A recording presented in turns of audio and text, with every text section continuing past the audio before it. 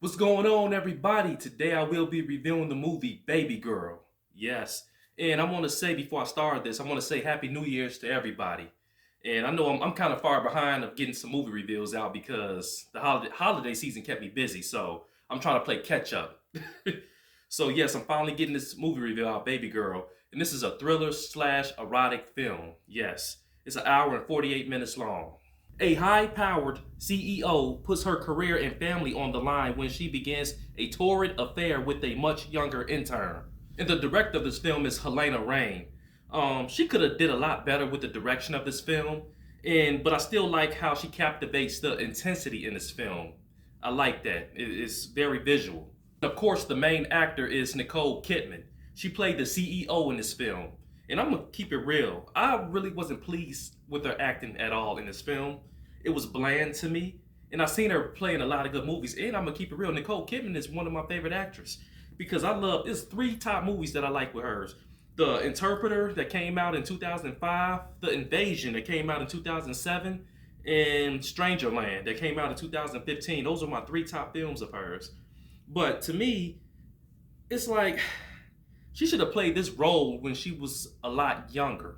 She should have played this role in her 20s instead of doing it in her. She's 57 years old right now, and to me, I think she did play this role. This movie is similar to the one she was in with Tom Cruise. I think it was called Eyes Wide Shut. I think that was the name of the movie.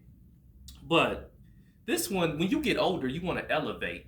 You want to elevate in your career and play in better movies that's more presentable. This one right here was just not up her alley at all. I think she's too. I just don't know. I just didn't like her acting in this film because to me, I put her as a top tier iconic actress. I really do, and for her to play in this was kind of like degrading herself a little bit. But I get what the film, I get what the story was about and how the film was directed. I get it, and her performance to me in this film was a letdown to me. Just my opinion. And the next actor is Harris Dickinson. He played Samuel, the intern, in this film. And I didn't really like his acting either.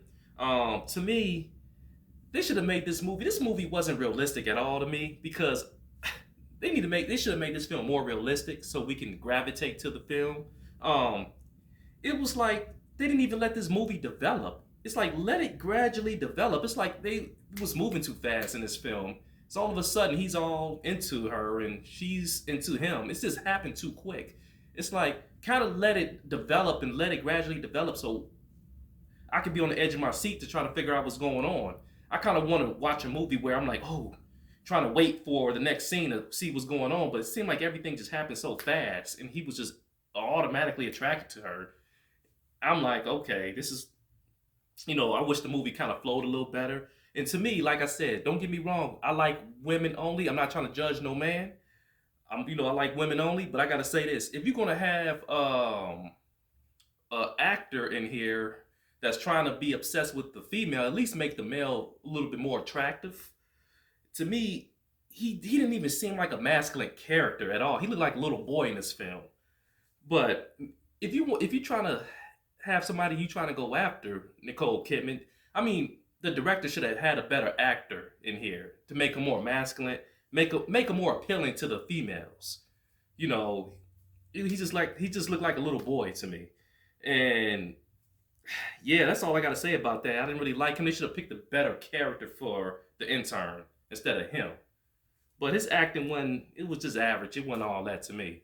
Then we have Antonio Banderas. He's a legend in the movie industry. I like a lot of his movies. He played the husband of Nicole Kidman in this movie, and he had the best acting out of everybody. That's all I gotta say. He did have the best acting, and his character was believable. So I like that direction they used with him. Great job, Antonio, with this film. And also Sophie Wilde was pretty decent in this movie too. I just wish she had more screen time because towards the end of the movie, you can really see her talents come out. But if she was in this movie a little bit more, I think it would have been a lot better because she was also good too. Her acting was good, just like Antonio's acting. But she did pretty decent in this film. I give her kudos to that. Like I said, I know what the movie consists of, and I don't mind hot, intense sexual movies. I don't mind it, but don't make the movie all about sex only. To me, you got to have a strong storyline if you want to do that, and you have to have structure in the movie and substance. it lacked all three. It didn't have a great storyline to me. It had a storyline, but it wasn't strong enough. Not a strong storyline. It lacked structure and substance. And if you lack in that, the movie's not going to flow well at all. So I was disappointed in that.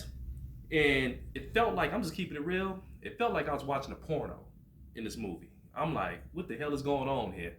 I'm like, we can kind of cut some of the stuff out for a minute. What really irritated me, they made this movie too predictable. From the jump, from the start, I already knew what was going to happen. I mean, man. And this movie was kind of goofy and corny to me. I'm like, really? The little fighting scene at the end where the intern and her husband fighting, I'm like, come on now. I mean, the movie was corny as shit. I mean, it's corny as hell. I mean, just goofy moments all through it. Like, it didn't make sense, like I said earlier. Like, it needed to be more realistic. The pacing of this movie was horrible.